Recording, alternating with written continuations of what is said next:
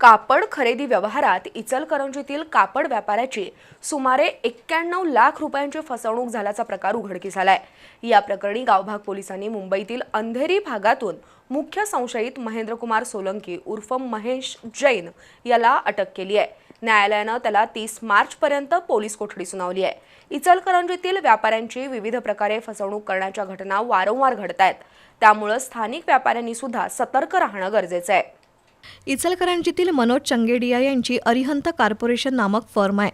November 2025 मध्ये महेश जैन यानं चंगेडिया यांच्याशी संपर्क साधून साक्षी स्टाईल क्रिएशन या फर्मच्या माध्यमातून विश्वास संपादन केला। त्यानंतर चंगेडिया यांच्याकडून वेळोवेळी 90 लाखाचं कापड खरेदी केलं। खरेदीपोटी जैन यानं चंगेडिया यांना दिलेला 9,91,000चा धनादेश वटला नाही। त्यामुळे चंगेडिया यांनी जैन आणि साक्षी स्टाईल क्रिएशन या फर्मचा प्रोप्रायटर रस्तोगी या दोघांची मुंबईत भेट घेऊन विचारणा केली।